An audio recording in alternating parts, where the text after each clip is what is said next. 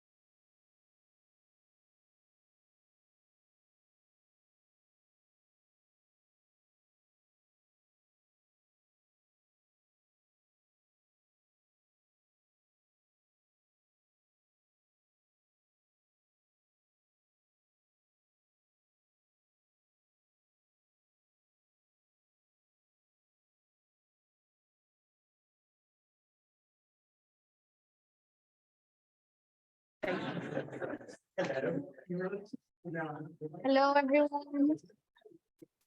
Hello. Hello, good evening for everyone. I can see that you're not hearing me very well in the end of the room. Stop watching football. Exactly. There is no World Cup outside. Focus. So hello, everyone. For those that are at visit, hello again. For those that are not, hello for the first time. Welcome to everyone. Welcome to those that are following us virtually also. So today we're here to do our event of Data Plus Women in a kind of a cross-country collaboration. We would like to, first of all, thanks the Information Lab, Lorna is here, that hosted us, and yeah, are also sponsoring our pizza and drinks later, and potentially football if everyone behaves very well. Right. And just for those of you that are new to Data Plus Women, if I managed to change the slide, I did. Who we are, so I don't know who here has been to Data Plus Women. It can be here in London, can be in another country. A lot of people, I guess, at the hall. For those of you that are new, Data Plus Women is a network. We're in different countries, different cities, and our main idea is to bring women together, showcase their work. We receive a lot this question, I'm a guy, can I go? Yes, of course, it's open to everyone. The main idea of Data Plus Women is really to create a space for women to showcase their work and what they're doing. And of course, if guys don't come, they won't know how lovely are the ladies that are around. So everyone is welcome, and yeah, and successful also. Everyone is welcome, and yeah, it's a space to network. And today I forgot to put here, but we know that there is this big thing now. A lot of companies are with the hire freeze.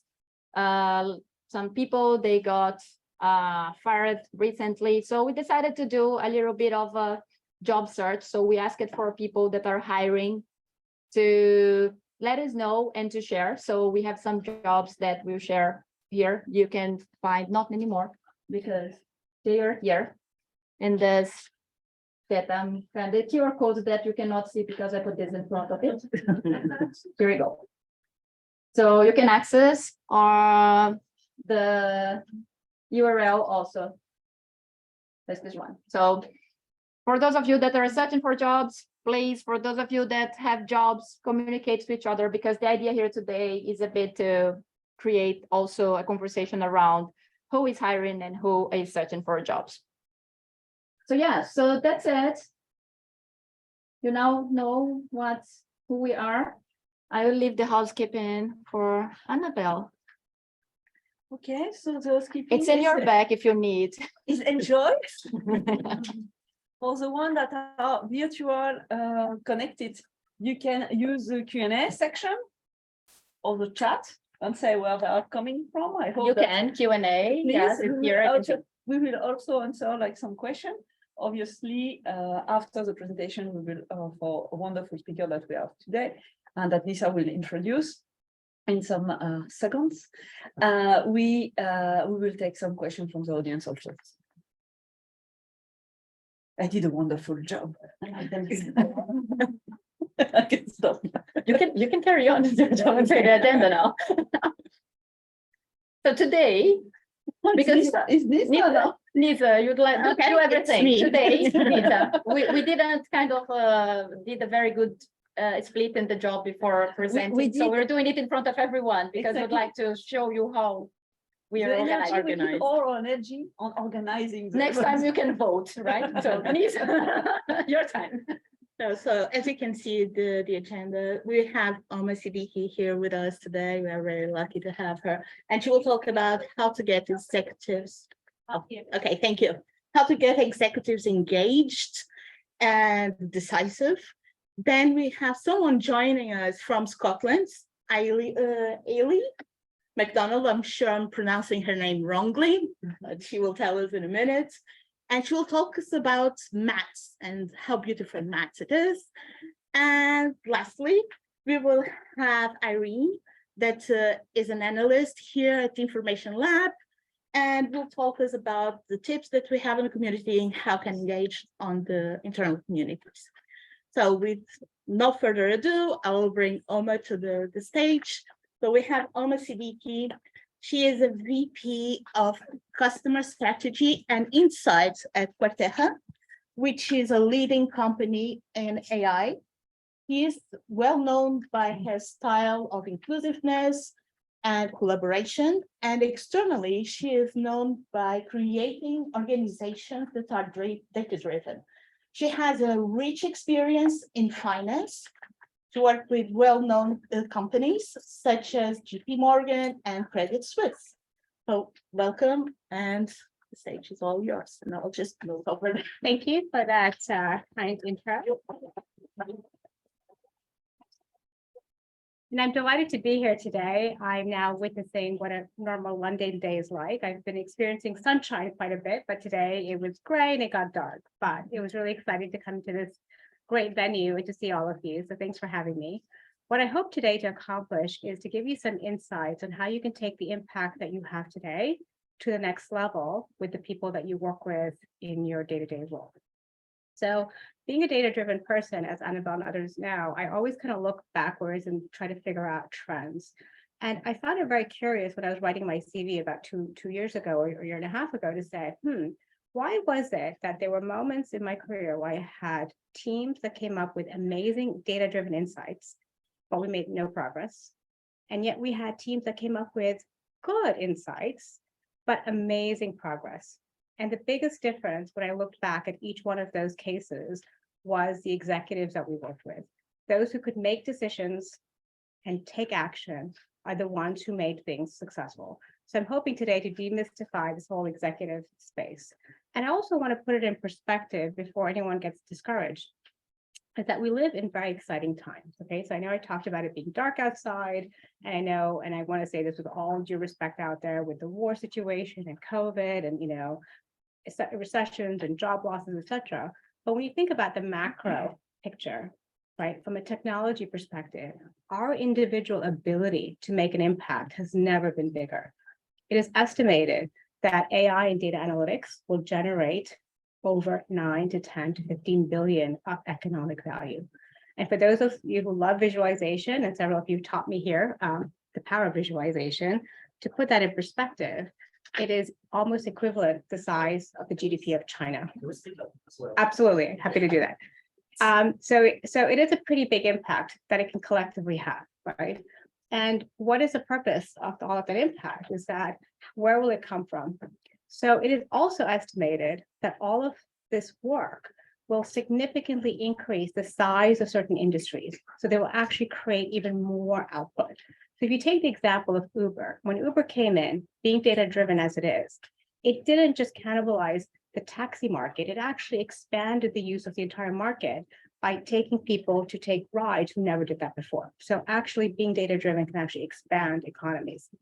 And so why is this critical? I mean, so everywhere you read, and I'm sure in your own organizations, you have many executives who will say, I'm data-driven, I'm going to use AI, I love data, et cetera, right? So there's tons of statistics out there about how much people want to invest in data.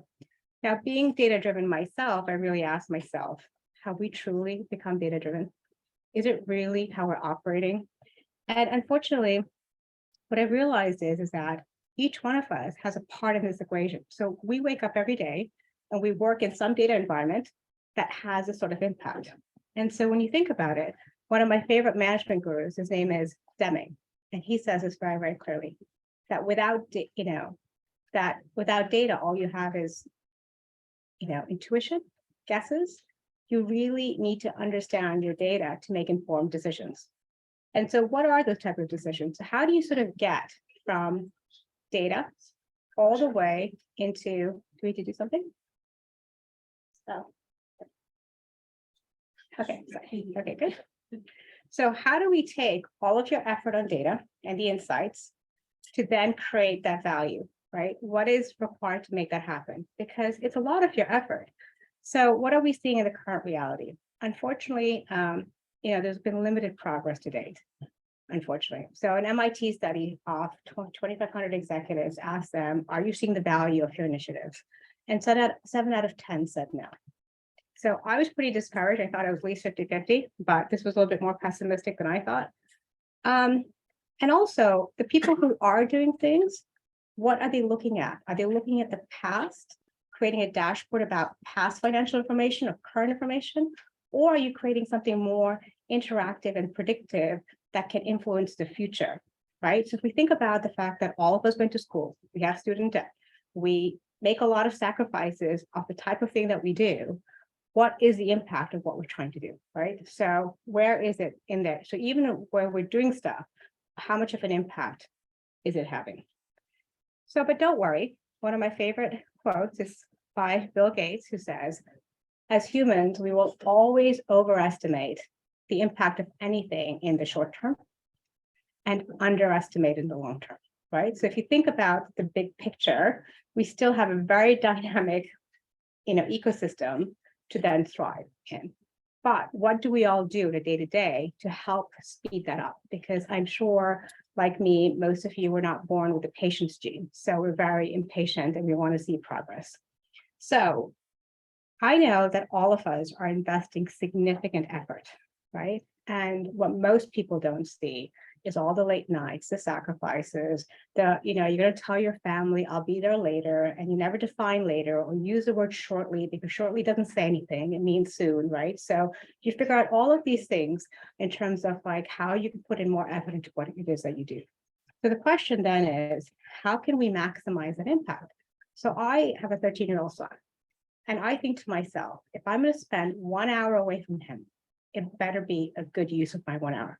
Because I only have 5 more summers with him, and then he's out there in the world, right? So we have to really think about where it is that we put our time and effort. And most times our heart, right? We create things and we feel very passionate about them. So how can we maximize that impact? And what I've sort of realized is this bridge between what you do and your effort and where you want to make an impact really comes down to the executives that you work with and whether or not they make decisions. And so over the past 10 odd years that I've been working very actively in the data space, I've had enough data points to look back and say, what makes an executive make decisions? And so this is my own personal opinion. It could be wrong, but it's just based on my own data points. And I hope that you can leverage some of this. So for the executive, it's actually quite scary when they need to make a decision, right? Because they have obtained budget, they've had approval, they've hired people, they've given you a vision. And then there comes a key moment where you've done all of your fabulous work, right? And you come and you bring it to them and you're like, ta-da, right? And you're expecting fireworks. But in reality, this is what's going through their head. And the reason is because you don't know what they're going through. And so what is the biggest thing that bridges this is how they feel, how do they make that courageous leap? So the very first thing is really psychological safety. So an executive who feels super comfortable in their own role, in their own organization, will make a lot of progress. The second thing is, do they really care about this or not? The third is, how do they make decisions? The fourth is, do they have courage in their DNA? Fifth is, will they gain something out of it? And ultimately, you get a decision made. Now, unfortunately, if any one of these building blocks is missing, this whole thing falls apart. You cannot have a courageous person who doesn't feel safe. You cannot have somebody who has all of these elements but doesn't get anything out of it. And likewise, you can't have a person who doesn't like to make decisions, but who's safe and who has all the right impetus. But if they don't like to make decisions, it's just not going to work, right? So you need all of these things to work in concert. So I'm going to double click into each one of them to give you a little bit more insight on what each looks like. So remember that thing, the biggest bridge is psychological safety. And there's a lot of great research around psychological safety, and I won't go into it over here. I actually highly recommend, there's a colleague of mine who I've learned so much from her. Her name is Daniela Lander. And she used to be the head of talent management for Google for 14 years in EMEA. So she's done a lot of research as part of Google and then also independently in her own master's on psychological safety within organizations. And essentially, it's a very simple model. And if you want to learn more about it, I would suggest go look at her website. Her talks about this, but it's really about where are they at work in their organizational ecosystem in terms of their dangers that they fear personally and politically at work, the comfort that they feel, the safety and the challenge. Now, it's very interesting. If somebody's very confident in safety, they're just not going to make any decisions. So you actually need there to be somebody who's safe, but also has a challenge of wanting to do something more. And that is typically, so when you're going to go pitch something to somebody, to say, where are they? Do they feel like they're secure? And if they're secure, it's more likely as foundational that they will make a decision. So you really need them to be in that key box over there. Then how do you tell if they care? Okay, now this is like years of experience and I've seen this in action. And I've actually stopped working with executives once they start to see these traits. So you know that their heart and their mind is in it. And how do you know that their heart and their mind is in it? When people care about something, they ask about it. They make time for it. Yes, people are busy, they'll reschedule meetings or they'll cancel them, but they'll say, I'm sorry, I want to sit in 2 weeks. They'll make extra time, they'll try to do something nice.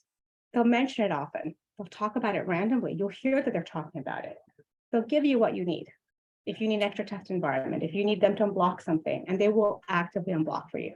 So you need to look at their actions and not, as Jochen and I joked about, the consulting PowerPoint slide of their strategy that had, I want to be AI data driven, et cetera. Okay. So everybody will have that in their strategy. They typically put it item number 3 because, they want to be ambitious and make it number 1. They need to say something about people as number 2 bullet. Number 3 will typically be AI and data driven. Okay. But if you want to see it in action, look for these symbols. Now, what does it look like if they don't care? It's actually pretty easy to tell. They'll say generic stuff all the time. Big data, how do you use it, right? Like they'll just say generic stuff without understanding it. They will also minimize it and they'll say, oh, it's complex. Oh, my people are playing with data. I mean, I don't like to play with data. I mean, yes, it's fun, okay, but I like to actually make something out of it. So they'll minimize it. They'll make it sound like it's small, as opposed to it's a very core part of what they're doing.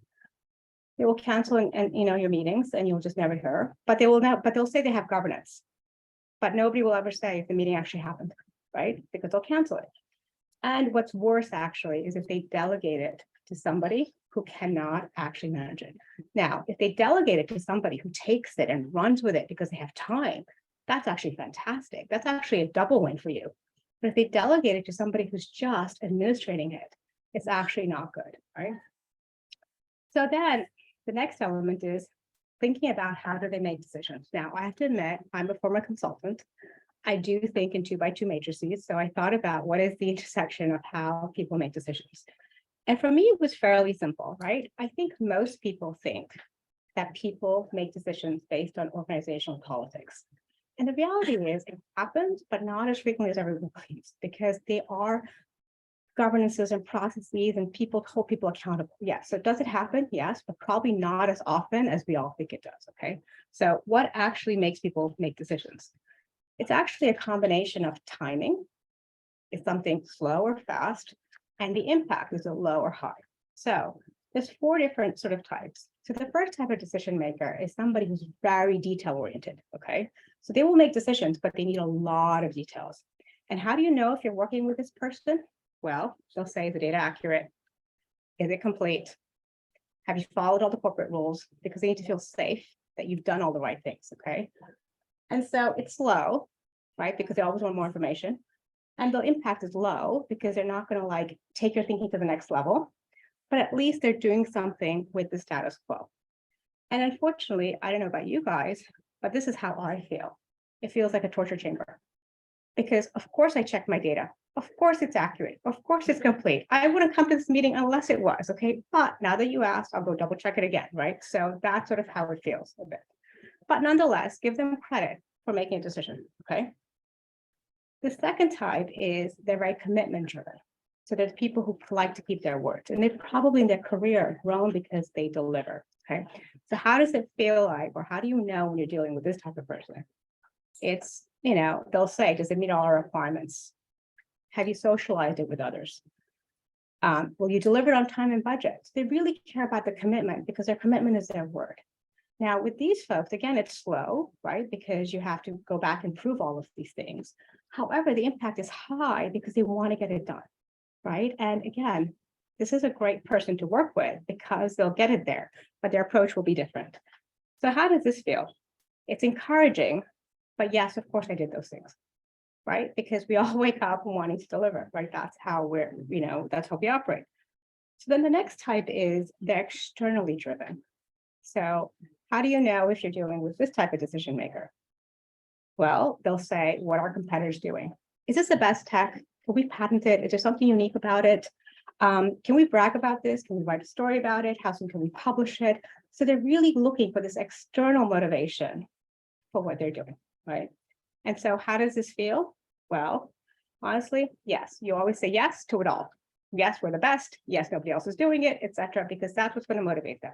The reality is, who really knows what is the best? It's all a multivariate data model, okay? So you can give them a very simple answer and you're accurate because we all know you can change the variables in the model to spit out the answer. But the answer is yes. Okay, we're very good and you're going to get their support, okay? Now, of course, if you're really terrible and bad, don't do that. I'm not encouraging you to say something that's not real because I don't think you would actually work on something that's actually bad. But anyway, so what's the fourth type? It's somebody who's very vision and purpose driven, right? And how do you know when you're working with these people? It's because they get excited. Right away, they light up. And they'll say, can I take this to the board? Can you actually give me these in PowerPoint? Can you actually add a couple of things to it? They'll say, what can I do to support this? What do you need, right? They'll want to meet with you again. You'll get a random email from them on like the weekend or like some, Teams thing, just, hey, what about this? So they'll take such a big engagement because what you've done is you've activated something in their imagination and they now want to engage with this. And I have to tell you, when you work with these type of people, and I've had the good fortune of doing that, it's actually a bit addictive because once you've worked with that type of people, you can't go back. Like it's very hard. And you actually just say, really? So anyway, so what you feel is yes, and I will walk through fire to make this happen. And that's, the best type you want. Now, we all don't get nirvana like that, but that's what it feels like.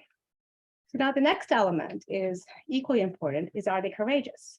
So nobody comes with a superhero suit for you to know if they're courageous, okay? If it was that simple, our lives would be easier. Instead, you need to think about and you do a little bit of your own intelligence work to figure out, are they courageous? And the things you typically look for is, have they made any bold decisions before? Like in their former job, ask people who know them, like, how do they go about making decisions? Now, I'm pretty sure to tell you that if they're the type who are at Starbucks, and they go to Starbucks every day, and they cannot decide what to pick, even though they go every day, there's a chance that they don't make big decisions easily either, okay? So also look at how do they make decisions in small things that are easy. It's okay to change your mind at Starbucks and say, hey, I want a caramel macchiato today. But if you're there every day holding up the line, then if you make small decisions badly, then it's an indicator. Do they make public commitments? Do they actually say, you know what, we're going to be the first to do this? Even though it's crazy, and even though you're like, what the hell did they just say? But at least they're courageous to put it out there, right? As a stretch goal for everybody. And are they there in key moments when you say, look, this person who works for me is not sure about our commitment to this project. Can you call them and share your vision? And if they do those sort of things, it tells you that they're courageous and that they care, right? So there's a lot of different symptoms, but look for where they're courageous.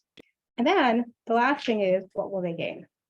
So there's actually something called the Maslow hierarchy of professional needs, right? So we talked about safety and psychological at the bottom, okay? So imagine they really have that. But what they're really looking for is, does this increase what I'm trying to accomplish? Does this give me satisfaction? Do I reach self-actualization because this is actually helping me do something different that I never did before? Remember, their job is to run a department, okay? Their job is not to do data analytics. But if you are the key tool and a secret weapon, or we used to call it with Annabelle, like the secret sauce, to help them do something that's super exciting, then it helps them be a fuller version of the executive that they are, right? So if you can appeal to that part, if you see like that part gets activated, then you'll see that there's much more impetus towards action. And so now that I sort of walk through these pretty fast, what happens if you've checked all of these things? You're like, yep, we have the psychological safety, we have the courage, we have what we need, etc. But I'm still not getting like that great momentum. Like we need something big to sort of happen. So here are some additional tips that could help with your momentum. So in my experience, if you deploy one of these three things, it typically works. So the first one is make it fun. So what I mean by this is, let's just say you're going to show some insights from clients, and I've seen this. If you just go in and you guys say, look, we have X thousand clients, 29% of them are at risk, and blah, blah, blah. It's nice, they could have read it.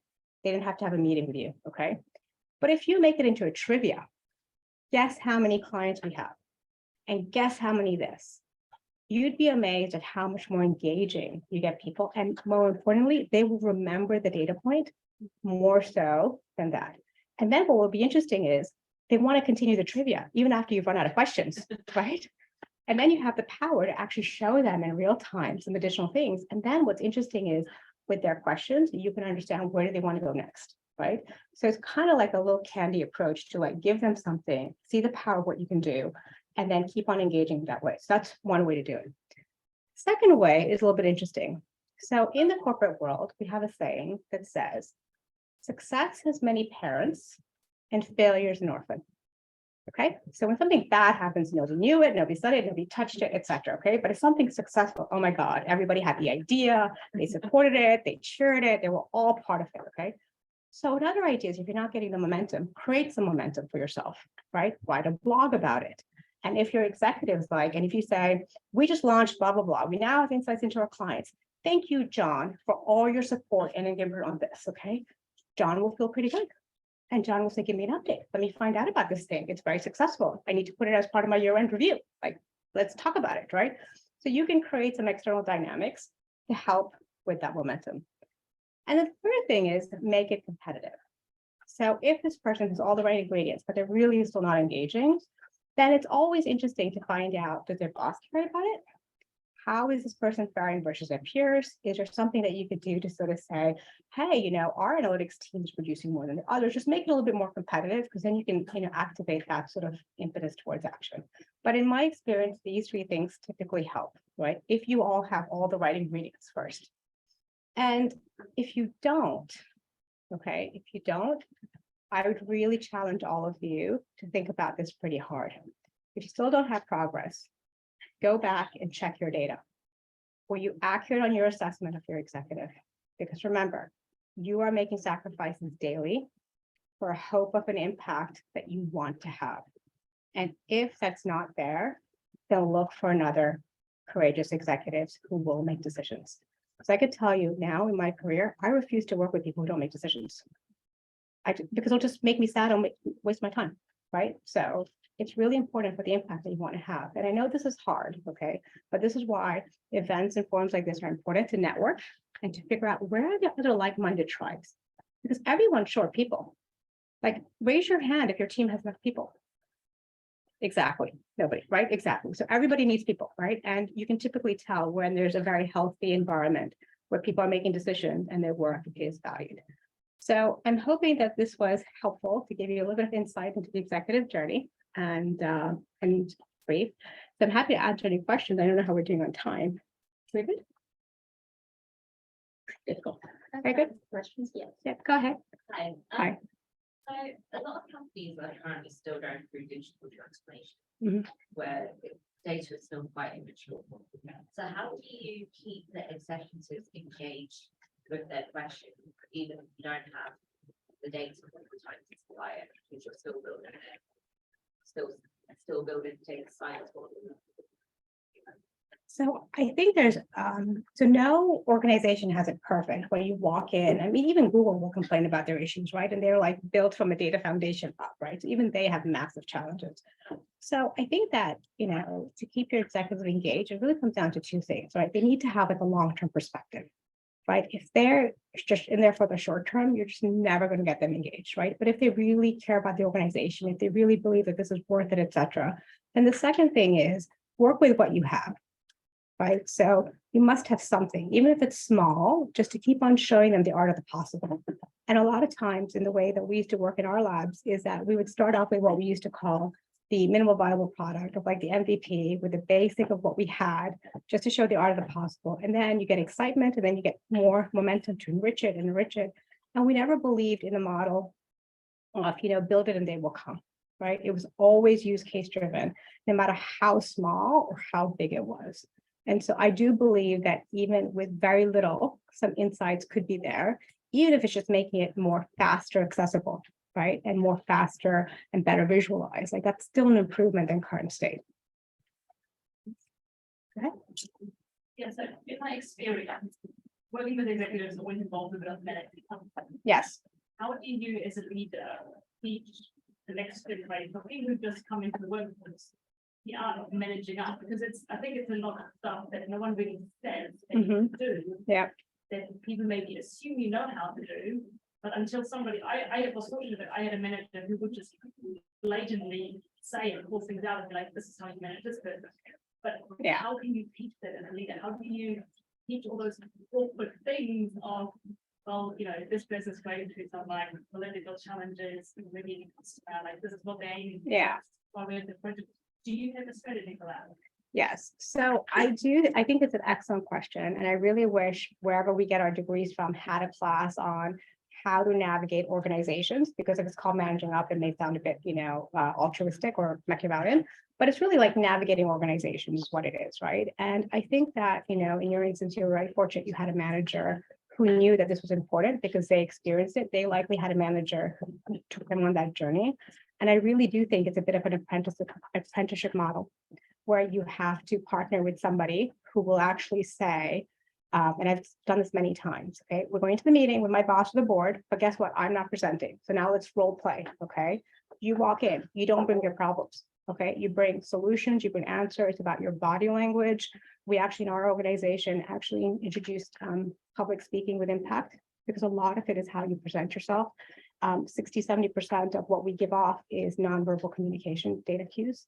And so right away, people will figure out, do I need to trust her? Is she senior enough? Do I engage with her or not? And so I think a lot of it is really apprenticeship of like role playing, sharing those experiences, but you also need to have trust in that relationship, right? Because if somebody's going to tell you some of your organizational dynamics, that has to be kept very private. Right. So I really think it's the closest I can think of it is an apprenticeship model where somebody, takes you along that journey. Yeah, questions? Are we out of time or? Oh, yeah, sorry. From virtual. What are the typical roles for different decision makers? So it depends on what type of organization you're in. So if you're in a classic industry, there's typically what I would call a process owner, somebody who owns client onboarding, somebody who owns manufacturing, et cetera. And forget their title for a second, but there's typically a process owner. And that process owner wants to look at efficiencies and innovating cycle, right? So there are different drivers for them. Then there's what I call horizontal owners, like the CIO, the CDO, et cetera. Like they're looking for standardization. And then what I think is like, there's like new revenue generators. These people are just ideating and looking for different things. So that role will naturally have some of its intrinsic biases of like how they make decisions, but I didn't want to add like that complexity of that dimension over here. So hopefully that answered it, like, but I sort of feel like 80% fit into those three categories. Yeah, there is a new one. Sure, if our executive manages a certain expectations for project product, possible differentiation, how do we manage expectations effectively? Okay, so we've experienced this quite a bit, and the way to deal with it is twofold. Number one is ask them, what are they really trying to get from, right? So what are they really trying to get to it with that extra data element, that extra analytics? Like, are they looking at penetration? Are they looking at position? Like, what are they really trying to do? Okay, then say you need to go look at it. Okay, don't ever find yourself backed into a corner where you say yes. Okay, because the minute you say yes, it's really hard to go back and retrade. Okay, so when somebody says, and if I just role play this, and you just present it and you're like, ta-da, I can do all of this stuff, and they get excited and they want to make a decision, they want to go to the board, they're like, hey, can you also do this? And you're like, oh my God, okay, that's what your head says. What you should say is, help me understand that better. What do you want to achieve with that? Aha, okay, now I understand it better. So you understand the drivers and your requirements, and then you say, I'm gonna need to think about that, and if they need that answer the same day, go away for like an hour or so and think about, are there other ways that you can satisfy that? And if you can't satisfy that, then you come back to them and you say, you know what, I really thought about this. Fortunately, we can't do that. But look, 90% of the value is what's there. This incremental 10% will actually risk the whole value. So I actually think we need to add it, since you care about it so much, right? Let's create another project, look into this and fast track it, etc., but just separate it. Because unfortunately, there's so many yes people out there that when they say yes and they fail, they make it harder for the rest of us to go back and say, no, not really. So just really get to the bottom of what you're trying to achieve, what they're trying to achieve. And you're entitled to come back with an answer. Like, imagine if you gave them a math problem, what's 29,000 times 292? Like, they're not going to think of it right away. So why do we think we need to answer right away? You're actually entitled to say, I need to think about that. And actually, people will respect it to say that you're thinking about it, you're really considering it, that you'll come back to it. And you can say, I'll get back to you at the end of the day, I'll get back to you at the end of the week. When do you need an answer? Like, that's a really good way to sort of pivot, getting pigeonholed into a corner. All right, so I think we're at for.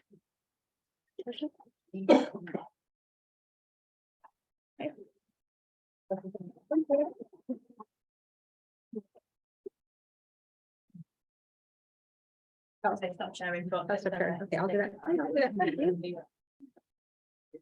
So thank you, Homa. We will just wait a little bit because our next speaker is joining.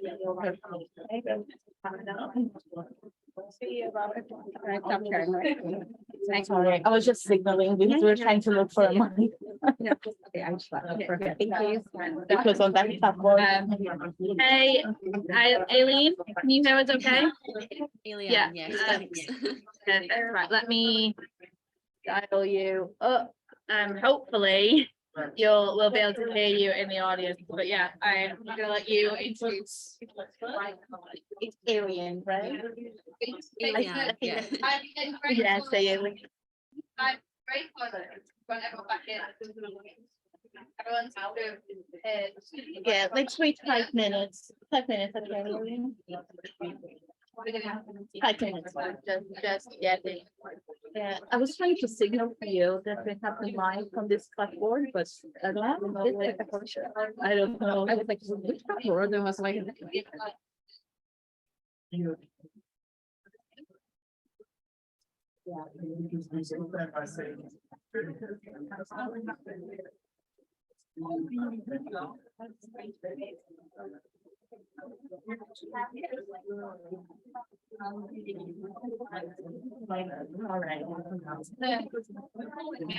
Aileen, I'm just going to mute the owl for now because you can probably hear a lot of background noise.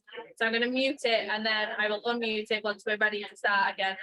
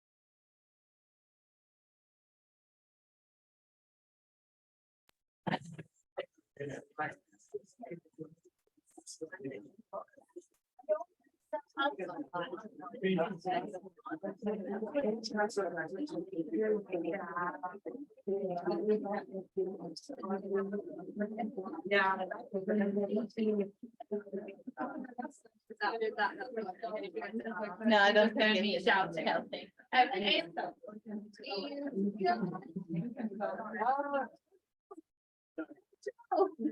Throwing everything. I know what I did. I have my favorite. So many there. There we go. Thank you again, Uma. And now we have someone joining us from Scotland. We have Ayilean Macdonald. He is a math activist and a mathematician, and she will talk about how math is beautiful, how to understand and see maths through visuals. So Ayilean, she is a teacher in maths. She graduated from Aberdeen, and she is the organizer of the TED in the North. So thanks for you. Thank you. Hi there. It is wonderful to be here, and also I feel a little bit like I've walked into the wrong room because I am not a data person at all. I'm a maths person entirely, and it's quite interesting to me that those two fields, they're so adjacent. We're quite sisters in a way, but here we are making the bridges because I know nothing about data.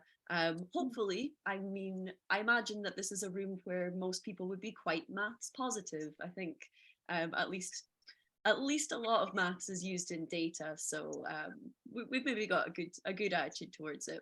So I was a teacher for a decade, a maths teacher, and now what I do is maths communication, which is essentially still being a maths teacher just outside of school. And that involves sometimes doing talks, but a lot of the time just doing, I make YouTube videos and TikToks, and it surprised me probably as much as it would you, just how popular maths is on TikTok. The children really yearn for maths. And so what I do is I create these kind of time-lapse videos showing various different maths things. And the rationale behind that is that, oh, it's so nice I played it twice, there we go. The rationale behind that is that when it comes to drawing something or showing something as a time lapse, you gain a lot of information that you wouldn't have from the static image. So for example, this picture here is a fractal. It's a repeating pattern following an algorithm. It's very beautiful and nice in maths. But when you see it as a still image, you don't get that much information. You might have a few questions. How come the one in the middle is a square and the rest of them are these L-shaped triominoes? You might see some parts as being in front of others, but it's only when you really come to try and draw something like this, or if you watch it being drawn, that you understand the growth patterns behind it. So how this shape would develop, and if this is going to play. It grows out from the corners in this kind of fractal pattern, and there's some things that we know about this and some things that we don't. This is called a toothpick fractal, or sometimes an L-chair fractal. And here's an extensively large version of one. So yeah, I kind of draw things that most sane people would use a computer to draw. Oh, let me just get the next slide. And here is, this is a crossover project that I did with the RMPS department, which is the religious section, religious moral philosophical studies department of a school, where a lot of the children said that they were really anxious about maths, so really nervous. And so we tried to create a maths meditation. So as this shape is getting bigger, you can imagine breathing in, and then as you breathe out, you could imagine blowing the shape away. And we thought kind of involving maths in a meditative way might change people's view on maths, because there is inherently a kind of negative reaction towards it. People see it as difficult. I'm not sure if you feel the same thing in data. People people kind of shy away because they think, oh no, that's too difficult for me to understand. And so what I like to do is try and bring maths to all of the different senses, including visual, because it's something that is more inherent and easy to relate to. Maybe not easy to understand, but to relate to. And so a few months ago, 11 months ago, nearly a year ago, I did a video on a channel called Numberphile, about something called Hita stitch patterns. And I'm going to use this as like a little case study example of effective communication of maths through a visual element to try and break down the stigma and the barriers that people have towards maths and that kind of initial pullback that people feel. So Hita stitch patterns, get ready for some maths, by the way, it's maths time. Hita stitch patterns are a traditional Japanese way of mending clothes. So it uses this running stitch going in and out, and it creates these very nice rigid geometric patterns. And there's a lot of people on TikTok that will do visible mending. So we've got that nice environmental factor going on there. It will make your clothes last longer, and also, you know, you can mend clothes that have gone awry with this, and it looks sick. So what is Hita stitch patterns? How would you do it? So you've essentially got two states. You've got a 1 and a 0. So anything that you deem a 1, your stitch would start on, and it kind of runs across this horizontal line, going on, off, on, off, on, off, on, off. If you're on a 0, you would start on off. So you go off, on. Just the alternate of what we had before. So we've got these two states which are out of phase with each other. And you can keep going with that. And what we would do is you can just roll a dice or flip a coin or something that generates 1s and 0s, and just randomly decide it. When it comes to the vertical part, exactly the same thing again. You're just going down the way. And this is the fun bit, because this is where the patterns really start to take their shape and you see all of these different sections. So this one's just completely randomly generated. I flipped a coin a bunch of times and got some 1s and 0s. So when I was doing this this video on Numberphile, I said that this would be a cool way to show how random something is, because if you were to generate your 1s and 0s with a probability of, say, 0.1 being on, or 0.1 to be a 1, 0.1 being off, but a kind of a 0.1 versus 0.9, something that's very, very skewed towards 1. So you get something like this. Whereas if you get, the closer you get to 0.5, it gets much, much more hectic. And then as you go back towards 1 probability or 0.9, you go back into these regular patterns. So you've got this kind of sliding scale of, if everything is a 0, you've got this rigid pattern, getting more and more and more hectic, then getting less and less hectic, back to everything being a 1, and getting this rigid pattern. So I used this in Switzerland recently as part of a community maths art project. So we asked 3 questions. They were, do you live in this village?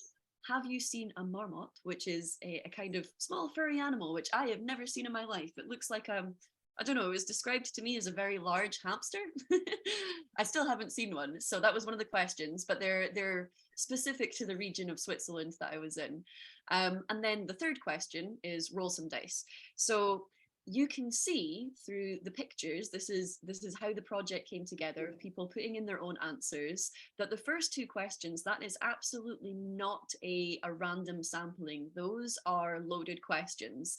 Do you live in this village? Weirdly enough, we had loads of no's, and it was a complete fluke that I was in Switzerland and it just so happened to generate this Swiss flag in the middle. Love how sometimes things just work out. Have you seen a marmot? Obviously, almost everyone in this region has seen one. So you've got this kind of waffly, very rigid pattern.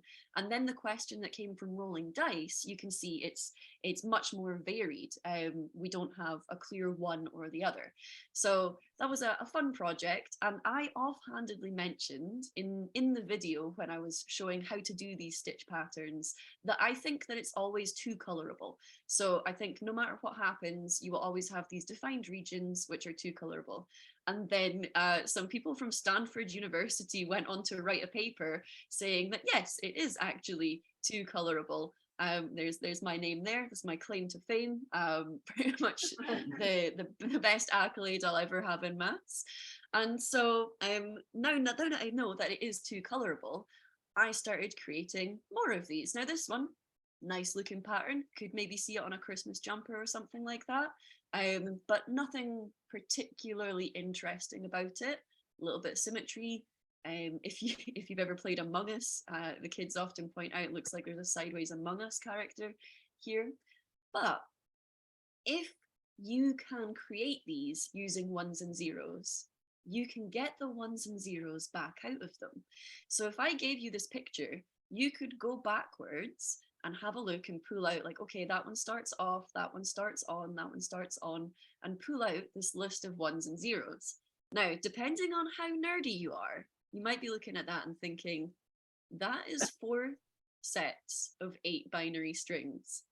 And I don't know if anyone knows their ASCII binary code, but you can split those up into groups of 8, and you can pull out of them letters using binary. So you've basically got this hidden message inside a picture, which if you want, you can work for and you can pull it out. So this is called steganography, which I feel like, even though it's mathematically very cool, is probably the exact opposite of what everyone in data is aiming for, because you're wanting to make what you found out quite clear and obvious.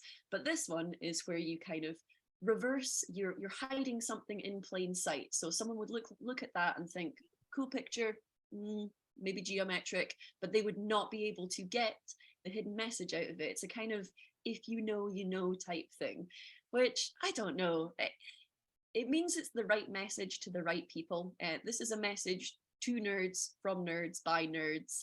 And so maybe other people can appreciate the picture, but only the nerds get the real juicy binary hidden codes in there. And just as like a fun fact, steganography has been used throughout various different times. So this one was from World War II, when there was a made up, not World War II, Falklands War, made up orchestra who used music notes, and there's like hidden messages inside these music notes to travel into and out of the USSR, so crossing borders using these hidden messages. And people used to knit Morse code into their jumpers, just kind of using maths to put these hidden messages in. And I've had people from primary schools, this has always warmed my heart, send me pictures that they have done, and they code their name in using vowels, consonants, talking about evens and odds. I've had people send me codes that they've made to do things randomly generated, or you can kind of slide them, change what's going on. And ultimately, in conclusion, what I would say is maths through the visual arts has 2 parts to it. You've got the part where you're creating things, and then the part where you're experiencing visual arts. So when it comes to experiencing visual arts, because if you do things like I do through the format of video, you can create the space that you want the person to be in. In the kind of crossover that I did with the philosophy department, we obviously had loads of flowers, which can be viewed as mathematical, but it's like soft lighting, nice flowers. You set the scene, and so you can kind of help people along the way and put them into a receptive mode when it comes to understanding something that they would maybe otherwise be averse to, like maths. You can say, hey, come on in, we've got loads of nice pictures, make yourself comfortable. You can direct the focus. So one thing I love when I'm working with video is, rather than working in a classroom, is I can say, hey, look at this bit here. And because I am in charge of the video, I can actually zoom in on a tiny little bit and make sure that everyone is, in fact, looking at the bit that I would like them to, because I put it in the video. So it's a lot easier to direct focus. As you can see, it's accessible at different levels. So when you start explaining something visually, you can have, like we had the primary school children looking at things like odds and evens, recreating images using a mathematical algorithm or idea that has been shown to them. Or you can have people like the Stanford University crew who then went on to make a full-on published paper about loops and fields and whether that is always too colorable. You can just get people who look at it and think, oh, that's a cool picture, I guess maths must be cool. Or the people who drill down and say, hey, if this was created with ones and zeros, I can pull the ones and zeros back out of it and get that extra kind of Easter egg of knowledge. So it's completely accessible at different levels. And also that's one of the reasons that I love to do, this is part of a larger series I do on maths through the senses, this one being the visual sense. But we've also got maths through things like sound, musical maths, and touch. We've got maths and hugs and smell, because visual, actual seeing visual stuff is not always accessible to people. It changes people's perception of maths and mathematics because, you know, it's something more unusual. And if you time lapse things, you can show progression. So I always say that the drawing that I end up making is more of an artifact that is a little added bonus, but the art that I actually produce is the video itself. Once I've finished the drawing, the art is totally done. What I want people to see is how it was made, the progression, and take them through the development of that sequence.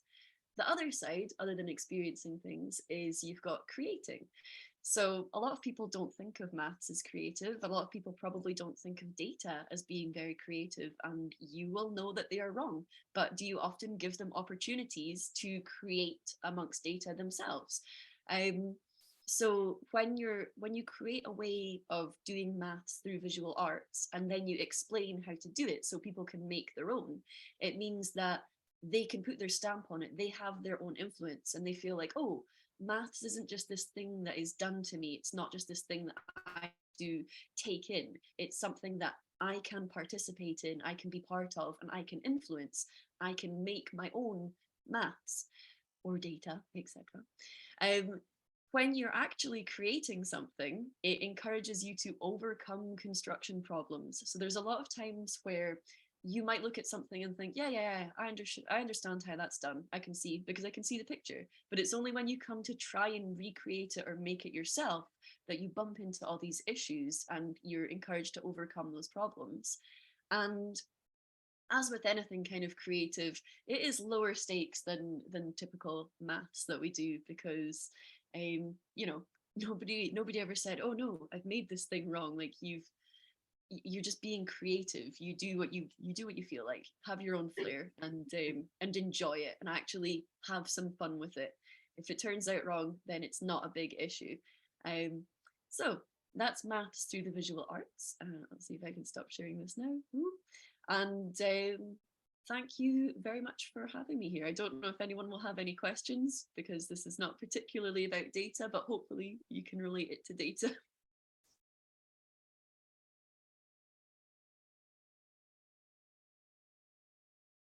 Questions in the room? No questions? Everyone's just enjoying the maths. There is a feedback. Can you hear? I think that she cannot, if you'd like to come in. Speak closer, then she can hear you. Because the microphone will not go there. I see a cable. No, I just wanted to say that it was really interesting. Thank you so much. Oh, thank you.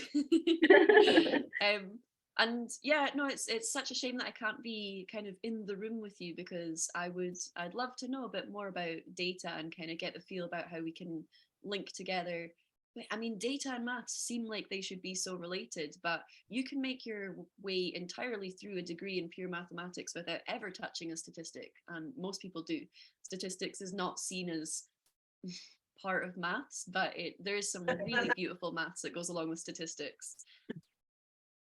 And I don't know if you're seeing in the chat, there is also another message saying, Sarah is saying that she loved the maths meditation that you shared. I should say, if you want to follow me I'm on pretty much every social media that has existed or will ever exist. So yeah, you can get me on the social medias if you ever have any questions or want to do any fun math stuff. I'm your girl.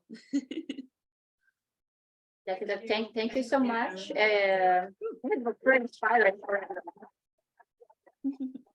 Well, enjoy your chats, and I will see you at some point in the future. Thank you, and thanks for joining us virtually.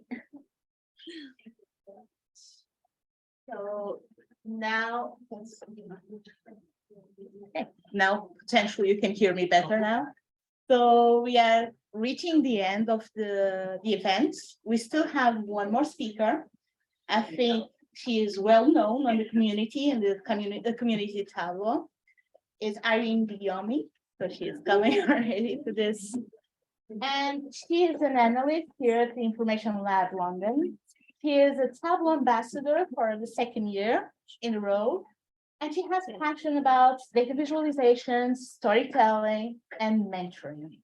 So if you want to give her a follow on Twitter, you want to see her Tableau public, you're more than welcome. She will talk us about how the tips that we use on the community can be translated into a dashboard. And the use case is the map layers. So exciting. And I'll pass it there. I think I was going to use it.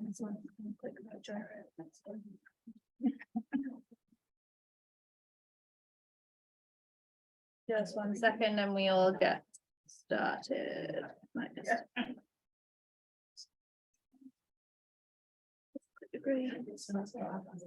Jump out video. Don't connect your audience.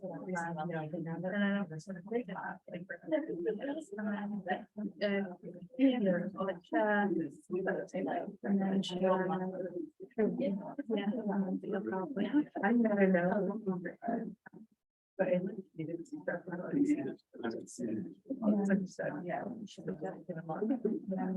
when you are. And the microphone otherwise.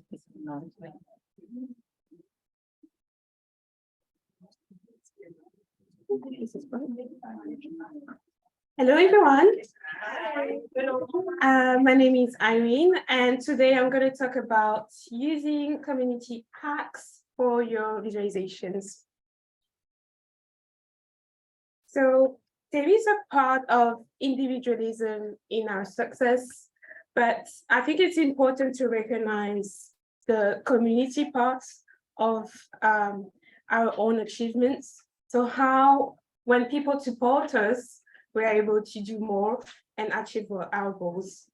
So what I want to emphasize here, during my journey throughout being in the Tableau community, there were a lot of people who had a huge impact on my journey and made it better. They welcomed me. They gave me the opportunity to grow. And I just want to give that forward and help others reach their own potential. Okay, so today we're going to talk about how to connect with the Tableau community, some inspiration that I have, and also how you can blend Tableau with different tools. And I'm also going to share some storytelling inspiration that I find. Okay, so a little bit about me.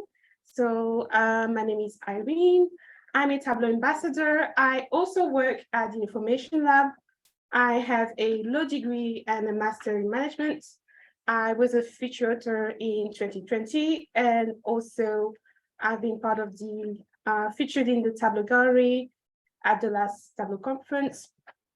Also, some random facts about me. I dabble in 5 languages, but I think I can kind of speak 3 of them somehow fluently, I would say.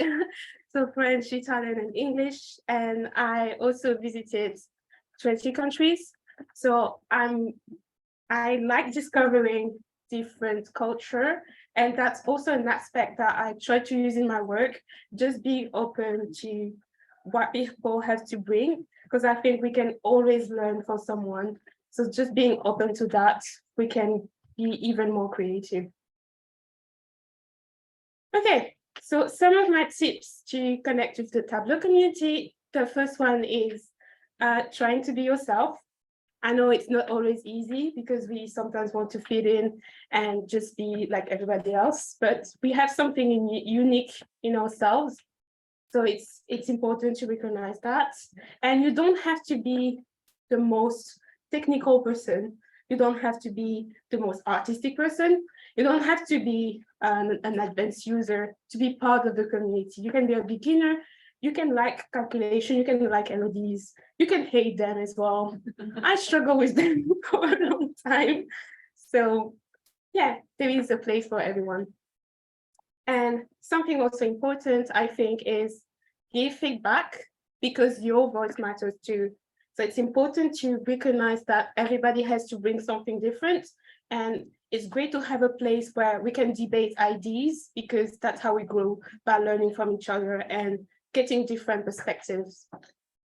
Then I'll say, share your knowledge.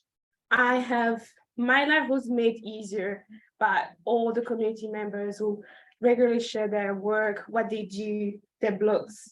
They contribute so much, and it really impacted what I do on a daily basis. So I think it's also important to contribute in that, and also recognize others when they've provided you with a solution, for example. Then next, I would say, try new things. So you can experiment with Tableau, we can experiment with different tools. So if you have knowledge with Python, R, or even different tools, you can try to see how they can blend with Tableau and even create optimized solution like that. Then finally, one of my other tips is use social media. It is a good way to connect with the community. The community is widely on Twitter, but also if you want to use Twitter, there's LinkedIn, and also there's the Tableau user groups, there's the Tableau forum. So there's a different medium you can use as well. And finally, yes, don't forget to use the hashtag #DataFam. So. Okay, I'm just going to quickly talk about some of the community initiatives that we found out there. I guess a lot of people are familiar with Makeover Monday, but I just want to emphasize how Makeover Monday was a huge part of my journey, especially when I started just having practicing on a weekly basis with different data sets, but also getting the feedback from Eva, is right here. It was very useful to get her input as well. And this was very useful. So Makeover is still active, so feel free to use that. Then we have Workout Wednesday. That is also a weekly challenge to recreate an interactive data visualization. And this is very useful because even if you're a beginner or an advanced user, you can really learn, improve your technical knowledge. So in the community, if you like sports, there's Sport this Sunday. If you like music, there is an initiative for that. If you like different things, there is a place for that. And if there is no place, then you can create your own initiative as well. So yeah, and all those community initiatives can be found on the Tableau website. Okay, then I would say, I try to look for inspiration. Personally, I have a Pinterest board where whenever I like something, it doesn't have to be data visualization. It could be either like a magazine, a picture, something that you like and that aesthetically pleasing that you can use and then incorporate in your work. Don't forget to give attribution as well. I want to give credit where it's due, but you can definitely incorporate elements of design, but also trying to understand why you like something. And then when you reverse engineer the aesthetic aspect of that, you will learn and you'll get even better design. Yeah, then I just want to talk about information is beautiful. So I'm just going to share the website. It's this one right here. And so information beautiful. So Beautiful News Daily is a website where we have different visualization around health, clean energy, and so on. So they have those nicely designed visualization. And the reason why I'm sharing this is because they're sharing amazing work, but also, so you have a visualization, but when you click on the visualization, you also get the data set. And so something that I've been doing is just getting inspiration from them and trying to create my own story based on their visualization. So right here we can see the information, beautiful visualization that they've done. And then on the right-hand side, we can see my visualization. And this is one of my favorite visualization of mine because I created, based on this story, I created my own narrative, and I decided to focus on Africa. And this is one of the first time I was trying to blend Tableau with different tools. So I was using Figma as well, and I was trying to create a new kind of chart. So you can see it's quite fancy. And yeah, so that's how I started blending in. So if you want as well, just improve, if you want to try improve your visualization, you can check out Information is Beautiful. It's a good resource as well. Then I'm just going to talk about integrating all the tools with Tableau. Something that I've been doing is working with Figma, Photoshop, and images, but you can really use other tools. And I would encourage you to try to bring, if you have a specific knowledge or a specific tool that you're using, try to see if you can blend it with Tableau, because you can then create something even more powerful. So I'm going to give you an example of something that I've done. So in this visualization, I was trying to add some elements of scrolling telling, and I'm just going to show you the results. So it's a visualization that I shared on my Tableau public.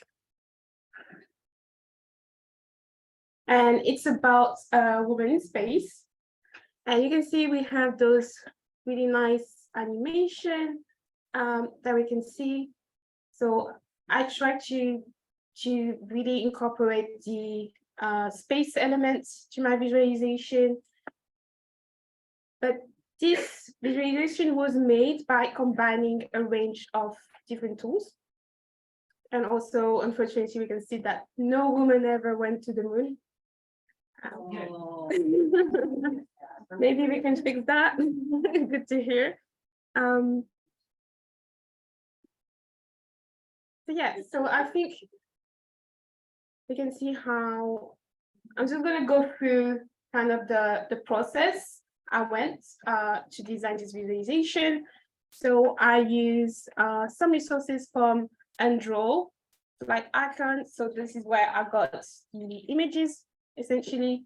And then I went to Figma, I combining them all. Then we have a tool called Vev. It's essentially saying no code where you can build websites. And I also incorporated Lottie inside of Vev.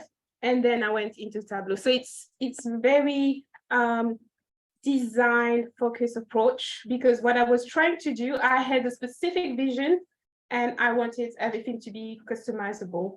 So I'm just going to share really quickly some of the tools I used.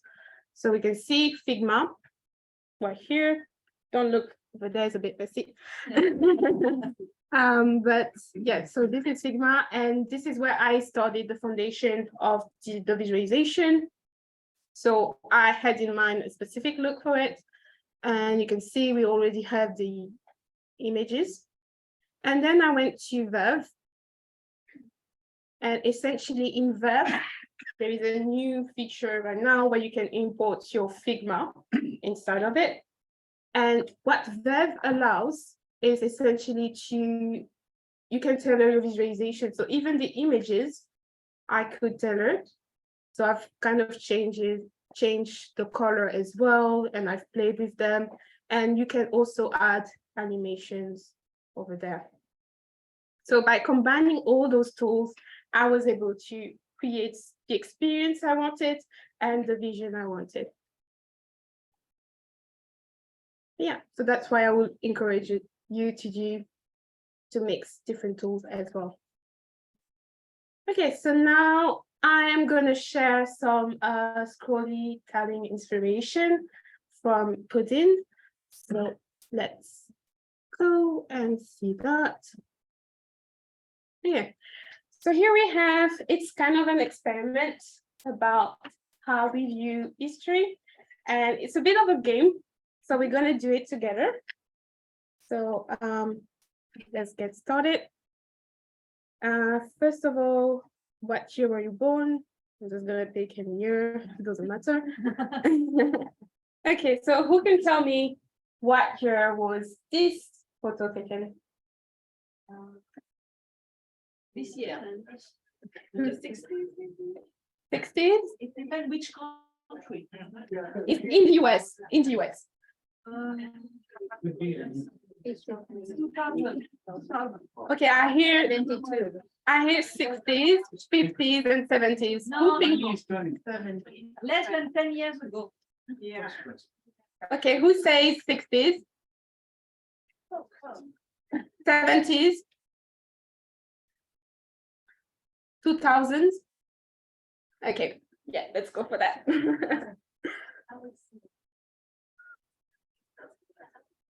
We'll see who's right at the end. Okay, so what year was this photo taken? 84. We have 50s.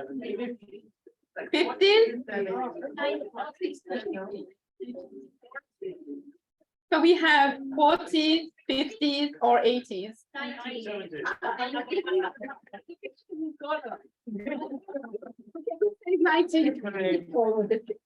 Okay, we have a lot of 90s, 80s. Okay, 40s.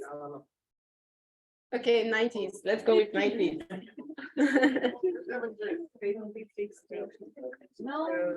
Okay. So what year was this photo taken then? 92. So we have 90s, 2000, 80s.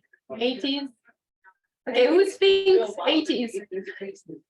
80s, 90s, 2000s. There is some bandana, so.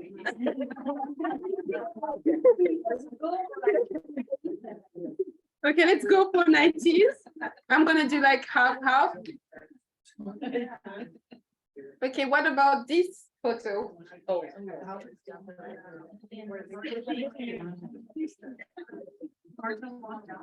I hear 60s. Yeah. 60s, okay.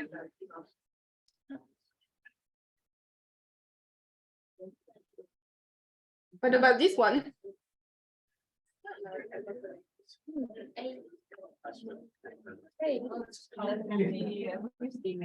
So we have 80s, yeah? 80s or 2000. As a shoe, look at the. Okay, who thinks 80s? Who thinks 80s? No one? 2000? 2000. She's Adidas from. Okay. Okay, let's see how we did. Okay, so for the first picture, we were really bad. For the second picture, not so. Okay, it was okay. So on average, people who saw this photo in black and white one older than people who saw it in color. You see that there are like tricking us. You because can we're like, see it on either black and white or color. For this one, weren't that far. Yeah, this one as well. Okay, this one is not bad. Yeah. Yeah, we did a good job. Okay, so you can see how we can make visualization very interactive and create a different experience. So I think, as we said before, if we're trying to convey information, it's good to have the audience also engage. So I think this visualization does a good job at that. And we can definitely try to incorporate that as well in our own work. I have another example. So this time it's a data-led theory to generational divide and growth. And so let's say we have a wedding, and this crowd is equally distributed by age. So we have people in their 50s, 40s, 30s, 20s, and teens. So some age groups are more likely to recognize certain songs than others. But let's see. England is losing. So I think I can recognize this song. Can recognize this song? I do. Where should I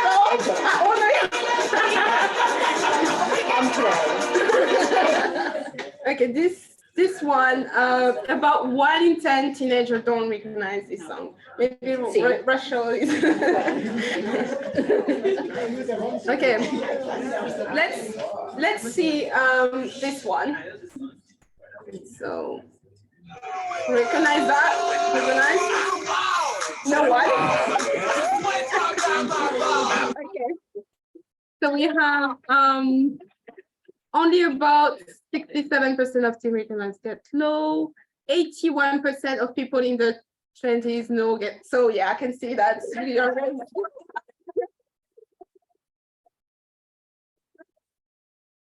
Okay, what about this one?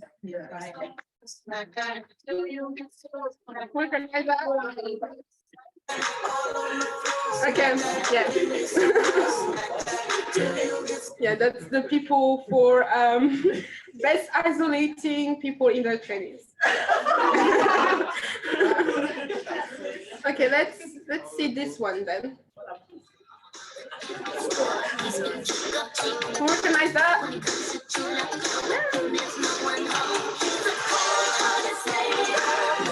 Yes, come on.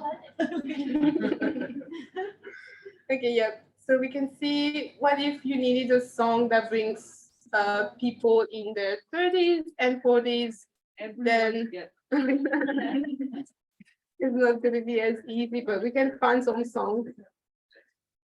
But yeah, so that was some really nicely designed visualization, and I hope that it was interesting and that you learned something as well. But I'm just gonna talk about some of the lessons that I've learned myself, but something that we can take away. So I would say it's good to try and explore, because yes, we are in the Tableau community, but we can get inspiration for different community, different tools, different ways of doing things. So that's how you can discover and bring and innovate in your space as well. And add your own personality. We all have our own style, and that's something unique about ourselves, and that's something we don't have to hide. And it's definitely it definitely helps having that diversity. And yeah, just share it with other people. And finally, I'm just going to talk very quickly about some of the contribution I've made this year. So I've been talking about how to make your color stand out in your data visualization, prototyping dashboards, make your content go viral with Chazira, and also how to connect with the Tableau community. So that's been me this year. And if you like to talk about those topics, feel free to reach out to me. And do you have any questions about the session today? Any questions?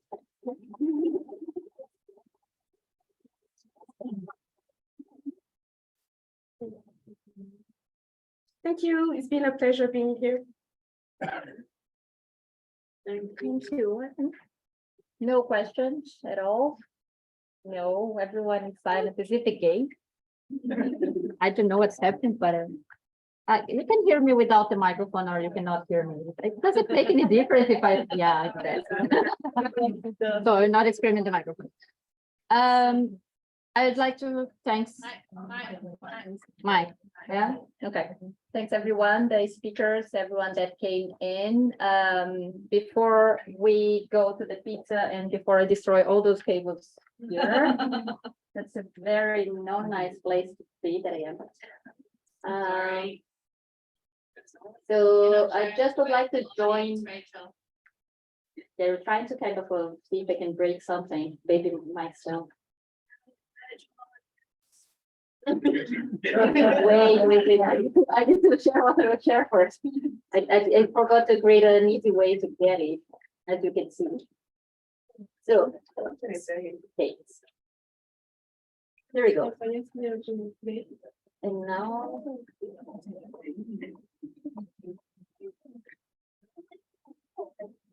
Right, for those that are on Zoom, I will share the link, then you can open. Because we will close the virtual session soon. And for everyone else that is here in the room. We just would like to go through our amazing viz that Nisa created for us. Thank you, Lisa.